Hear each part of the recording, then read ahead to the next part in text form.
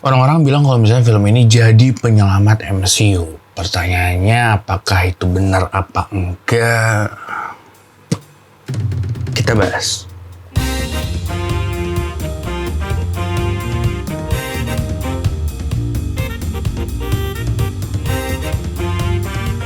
Halo semuanya, selamat datang di channel gue dan selamat datang di jurnal film gue yang lainnya. Dan kali ini gue pengen ngomongin soal film ketiga dari franchise Deadpool dengan judul Deadpool and Wolverine.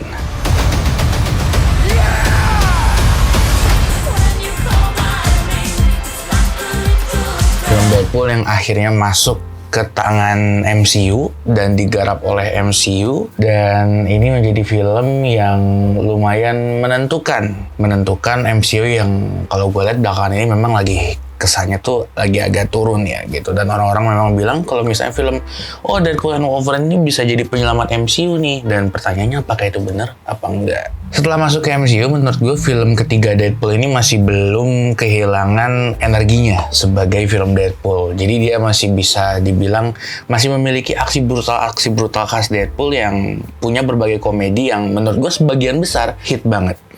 Khususnya jokes fourth wall yang dipakai khasnya si Mr. Pool ini gitu.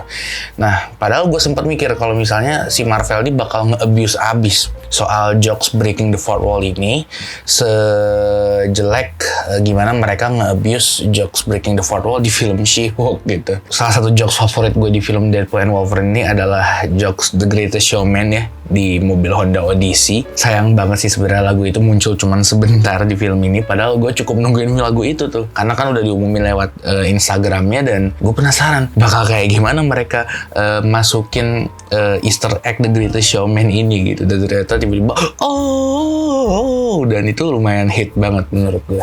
Nah, mengejutkannya menurut gue kalau secara fight sinematografi, menurut gue di film ini hampir semuanya kalau buat gue cukup menarik.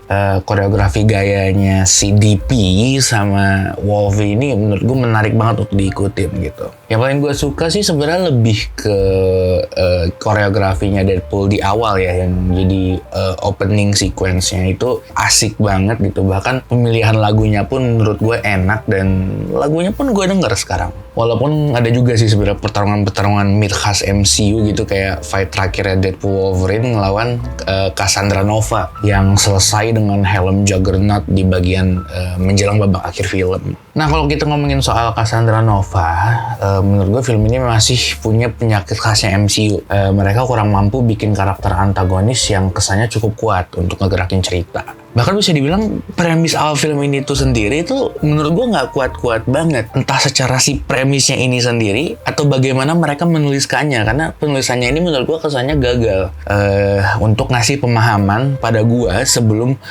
harus menerima informasi yang banyak gitu. Karena menurut gue film Deadpool ketiga ini punya informasi paling banyak dibandingin dua film Deadpool sebelumnya. Ya kenapa? Karena kan mereka di sini ngomongin soal multiverse, TVA, yang mana masing-masing dari universe ini gitu, entah universe Fox atau universe MCU, punya mekanik yang berbeda, dan mereka ya harus bisa menghadirkan kepada kita gimana caranya mengelaborasikan dua mekanik itu gitu. Dan ini menurut gue mempengaruhi pemahaman gue soal mekanik dan world building MCU yang udah ada. Rasanya jadi kayak ada yang berubah semenjak tayangnya film Deadpool and Wolverine ini gitu. Ditambah lagi dalam penceritanya gue rasa banyak banget nimbulin pertanyaan dan plot hole gitu, yang bikin gue bertanya-tanya. Coba nih ya, gue bakal coba jabarin beberapa pertanyaan-pertanyaan yang timbul setelah gue nonton film ini. Yang pertama, dari awalnya dulu, dari premis awalnya muncul beberapa pertanyaan. Kayak pertama, kenapa Deadpool harus ditarik Mr. Paradox dari timeline-nya dia yang sekarat?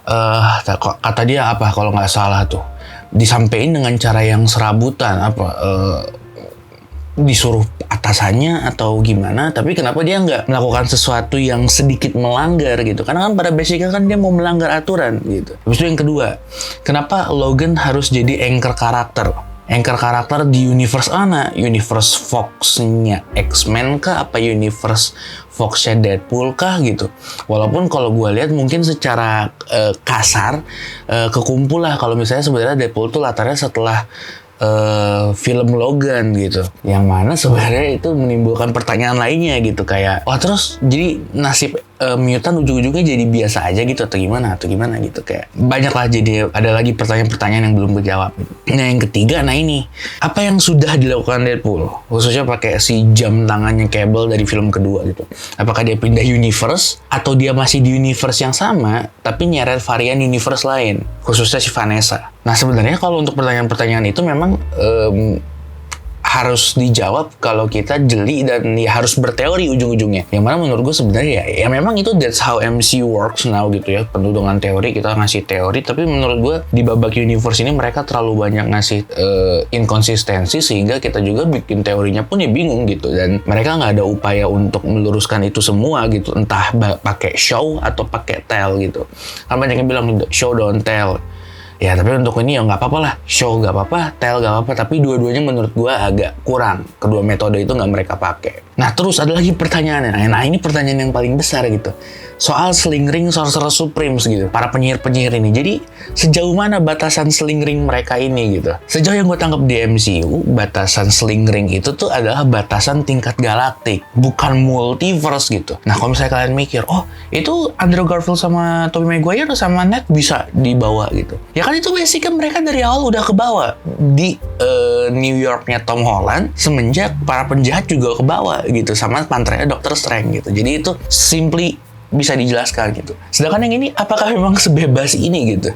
Terus pertanyaan lagi, portal yang dipakai Cassandra buat ke universe-nya Deadpool yang di tengah jalan itu, dimana dibukanya sampai-sampai nggak nutup-nutup gitu, dan bisa jadi tempat datangnya Deadpool Corps gitu, yang mana memang Deadpool Corps juga apa sih urgensinya datang ke situ gitu, dan ya gitulah.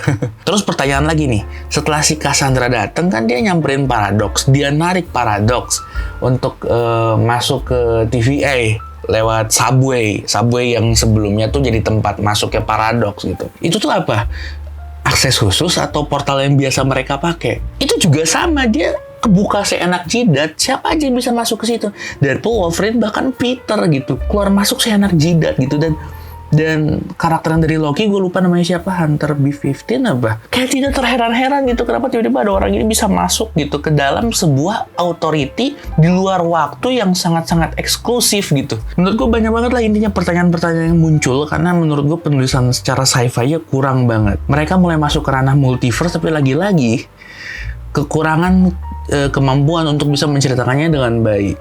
Ya, tapi menurut gua menariknya dalam penulisan di film ini gitu ya, walaupun bikin mekanik dan world buildingnya jadi bolong-bolong gitu, dan motif konfliknya itu terkesan terlalu diada-ada, kurang kuat gitu, kayak yang itu tadi, yang soal kenapa Deadpool ditarik dan kenapa Logan gitu ya. Tapi kesannya penulisan ini bikin film Deadpool and Wolverine ini punya rasa-rasa karakter development, entah dari Deadpoolnya ataupun Wolverine-nya gitu. Jadi kayak ada semacam garis besar, tema besar, garis benang merah yang besar gitu di dalam film ini. Ya walaupun lagi-lagi hal itu bisa kita raih kalau misalnya kita memang ngikutin film-film yang melibatkan mereka sebelumnya, kayak film-film Deadpool sebelumnya atau film-film X-Men. Menurut gue menarik gimana ngelihat mereka mencari arti dari diri mereka di situ. Ada semacam urgensi jadinya untuk mereka nyelesain konflik ini. Nggak kayak langsung aja lah kita ambil kayak contohnya di film The Marvels, yang mana mereka nyelesain konflik itu karena pure, wah kita adalah subs, jadi harus diselesaikan gitu. Nah kalau kita belok keluar dari cerita bentar, gue pengen bilang kalau misalnya memang film ini goddamn bisa ngasih banyak banget epic moment, bisa bikin gue excited banget, jujur film itu bikin gue senang banget. Kenapa? Karena ya masuk MCU, a lot of cameo, dan energi dari Deadpool nggak hilang sama sekali gitu. Banyak lah pokoknya momen yang karena memang dibikin epic, atau memang karena itu kocak, dan karena keren, atau karena callback. Pokoknya udah purely film ini banyak banget fan service yang bikin gue senang sebagai orang yang ya sedikit banyak ngikutin lah Fox Universe, Mutant, dan MCU gitu.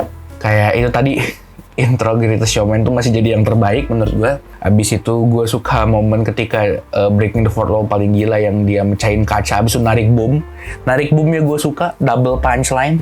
Dan sebenarnya adegan Deadpool Corps juga menurut gue menarik banget gitu ya, kayak mereka kayak pakai epic entrance, habis itu battle panjang gitu, terus ada yang nungging, dan ya bisa dilihat lah kalau Deadpool sebenarnya banyak ini ya jokes yang ngarah ke arah gay jokes juga sebenarnya. Nah, kalau soal cameo tadi gue sebut-sebut soal cameo, gimana cameo di sini? Gue jujur resah sama cameo karakter-karakter random di Doctor Strange in the Multiverse of Madness. Tapi somehow di sini nih Mereka nih ngasih cameo tuh kayak gini. Akhirnya kita punya akses nih, gudang Fox. Kita buka, kobok-kobok, dalamnya ada apa ya?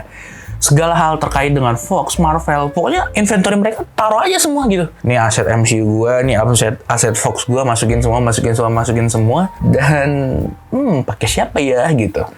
Tapi untungnya dengan konsepnya Deadpool itu sendiri, gua rasa jadi cocok masuk ke dalam film ini gitu. Karena kan pada dasarnya si Deadpool ini adalah tipikal film yang memang dari awal suka masukin banyak karakter yang jadi karakter sampingan, dan karakternya itu ya cuman selewat gitu dengan porsi yang pas menurut gue. Ya lihat aja lah X-Force di film kedua sekurang ajar apa gitu karakter-karakter Marvel digituin gitu. Jadi ya sudah gitu. Nah intinya menurut gue film Deadpool and Wolverine itu jadi film yang seru banget menurut gue. Bisa banget dinikmatin oleh penonton biasa dan penonton MCU. Walaupun menurut gue agak susah untuk dicerna gitu. Untuk fans MCU aja agak susah gitu untuk melihat dan memahami logik dari ceritanya gitu. Tapi apalagi penonton biasa udah pasti bingung gitu. Bahkan temen gue yang bukan penonton Marvel ketika nonton film ini mikir kayak, ini film ngapain sih kayak muter-muter di situ-situ aja gitu. Dan ya memang katanya seperti itu gitu. Ya secara storytelling menurut gue dia banyak kekurangan, sangat kurang menurut gue. Tapi bagaimana mereka membungkusnya itu bisa sangat-sangat menghibur dan secara tensi itu enak banget. Sebagai sebuah popcorn movie itu enak banget, nggak kayak film Marvel belakangan yang kesannya tuh asik tapi asik sendiri juga gitu. Ya film yang begitu banyak informasi yang harus dipahami dengan berbagai konteks, tapi seru untuk diikutin apalagi kalau nggak pakai otak mau nontonnya. Kayak gitu sih. Ya menurut gue film ini adalah film yang bagus, tapi nggak bagus-bagus banget, nggak bisa dibilang sebagai penyelamat Marvels, tapi ya jadi portofolio yang cukup bagus lah untuk Marvel belakangan ini gitu. Gitu aja menurut gua soal film Deadpool and Wolverine ini. Gimana menurut kalian? Langsung aja komentar di bawah. Dan seperti biasa di channel gua. Ya sampai jumpa di film berikutnya, sampai bertemu lagi seperti biasa di channel gua, Sebakar Racun.